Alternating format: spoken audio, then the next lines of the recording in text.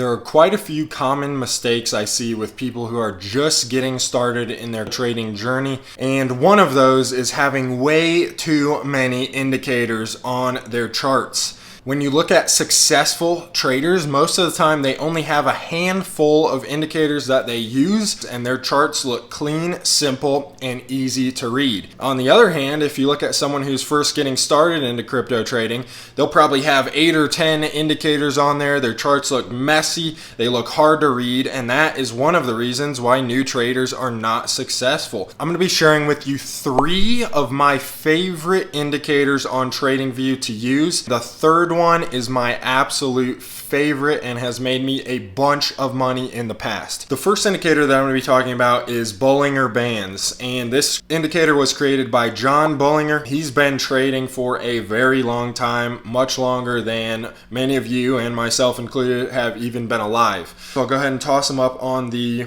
chart here. You can customize them however you want in TradingView in these settings, as you can see right here. The main premise of these Bollinger Bands is they are mathematically configured to the price movements. So as you can see here, when price is trading sideways, the bands are going to get very tight around those price movements. But when price goes parabolic in one direction or the other, you'll see these huge expanses of the bands where there's just kind of dead space. So Bollinger Bands are made up of 2 sections. You have the center Bollinger Bands right here. You have the middle line, and this is the dead center of the Bollinger Bands. And then you have the outer band sections, which are right here and right here. Look at these as support and resistance. So right now, this center band, as soon as Bitcoin broke above it, this center band is acting as support for the price movement. And as soon as that support is broken, that might be a good time to close your long position if you entered right down here as soon as it broke above. This is how you need to be thinking of it. When price breaks above a certain band, then you can enter a position. And then when price breaks and closes below that band, then you can close that position. For about 5 months, it traded above the middle Bollinger Band. And if you just caught that movement, you would have made 363% on that trade. It's really just as simple as that. And once you guys get the hang of using Bollinger Bands, you'll determine what you're comfortable with and where you want to enter and close positions at. Now, we're going to hide the Bollinger Bands and look at the 50-day, 100-day, and 200-day simple moving average. This is the most common indicator that people have on their charts. So on Investopedia, it says that the reason for calculating a moving average of a stock or cryptocurrency is to help smooth out the price data by creating a constantly updated average price. That's what these simple moving average lines are doing. They're just helping smooth out the price movements. But each one of those lines can be used as support or resistance and can greatly help you in trading profitably. So by calculating the moving average, the impacts of random short-term fluctuations on the price of a stock over a specified time frame are mitigated. Simple moving averages, which is what I use, are simple arithmetic average of prices over some time span. That's why I have the 50-day right here, the red one, 100-day, the black one, and 200-day simple moving average. So those are the time frames that these are calculated over. Simple arithmetic average of prices over some time span, while exponential moving average, EMAs, place greater weight on more recent prices than older ones over one time period. Let's go back to the price movement here. And now we're going to look at Bitcoin again on the weekly time frame. And we're going to look at it after it crashed from basically hitting its high in April of 2021, this last bull market. So you can see that Bitcoin comes down and it trades for a few weeks right above this 50-day simple moving average line. Now, if you had some experience with these simple moving averages, then you may have decided to enter a long position once you saw that this line here was acting as support for Bitcoin's price. Eventually, Bitcoin rebounded off of this 50-day SMA line. And let's say you entered right around 34.5. You could have exited for a nice 97% gain when Bitcoin hit its high once again. Now, if you're looking for main price movements, as in a new trend starting, a new bull market, or a new bear market, then look at the 200-day simple moving average line, because that provides price perspective over a much longer period of time. Bitcoin has basically been trading above the 200-day simple moving average line for quite a while. It has broken below this 200-day moving average during the COVID crash of March 2020, and then it quickly rebounded, broke above that 200-day SMA line, and then a new bull market began. Now, Bitcoin's price action is currently trading below the 200-day SMA line. As soon as price breaks above that 200-day SMA with some confidence, like you can see right here, it broke above it for a short period of time, but then busted right back below it again. So this is not a convincing break of the 200-day SMA, so it probably wouldn't have been wise to enter a long position when this broke right here. So as soon as Bitcoin breaks above that 200-day SMA line with some confidence, I would say a new bull market has begun, and I'd be confident entering along. So that's SMA lines, and they're really pretty simple. And last but not least, we have RSI, which is Relative Strength Index. Now, RSI is great in helping you determine how strong price movements are and how weak price movements are.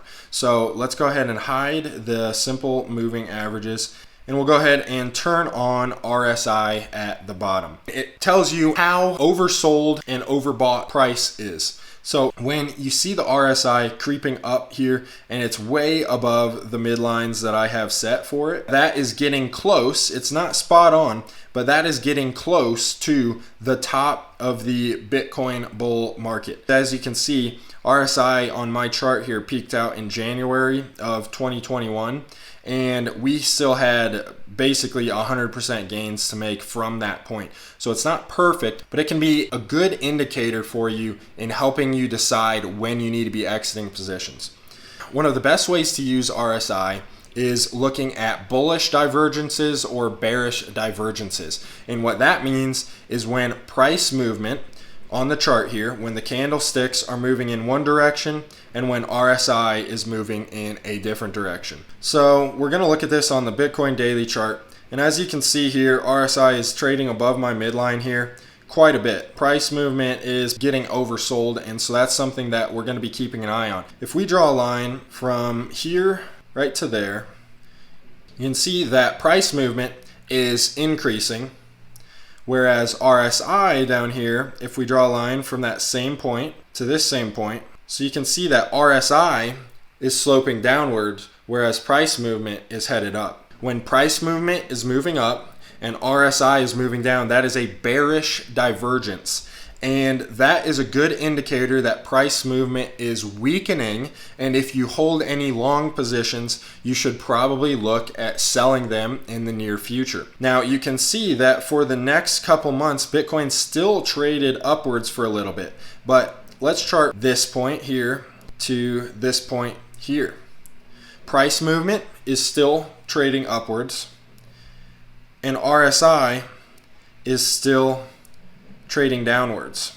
So that is still a bearish divergence. Now you can see that price movement from one high point to the next high point is not nearly as vertical as this previous line. So that shows that price movement is starting to round out and it's starting to weaken. So that gives me even more confidence that this is a great time to sell, because we have a bearish divergence down here on the RSI, and with this new high, we barely broke above the previous high. So you can easily tell that Bitcoin is getting weak at this point and is about to crash. In the coming weeks, Bitcoin did crash, and it did a relatively large crash all the way down about 54%. So if you were paying attention to RSI in conjunction with the price movements and you saw that there was a bearish divergence on the chart, then you could say this might be a good time to sell up here. And had you paid attention to that and sold up here, you would have basically sold the top of the Bitcoin bull market. Now let's look at a bullish divergence. And this is a good example of it right here. I'm going to draw it kind of at the bottom of the candle bodies here. And we're just looking for a rough idea of whether there's a bullish or bearish divergence. So as you can see here, price continues to trade lower. If we look at this trend line down here on RSI, you can see that the RSI is actually trading higher. So when these lines are converging, when price is trading lower, RSI is trading higher, that is a bullish divergence. And if you learn to recognize this, and you decided to take a long position somewhere in here, you could have ridden it all the way up to the new Bitcoin highs right up here. So as you can see, RSI can be extremely valuable, and that's why it's one of my favorite indicators to use. If you simply used RSI, you would have a very good idea of when a bullish trend is starting to weaken or a bearish trend is starting to weaken, and that would give you a good idea of what type of position you need to be entering or exiting at that time. Indicators require a great deal of time to perfect and figure out with your own trading methods. You may have to try out some different indicators and determine which ones you like the best and which ones you have the most success with. For me, it's a simple combination of all of the 3 indicators that I just mentioned, and that helps me to determine when the largest price movements are about to come so that I can profit off of them. If you found this video valuable at all, please hit that subscribe button and check out the video right up here, because there might be something else for you in my content that can help you along your crypto trading journey.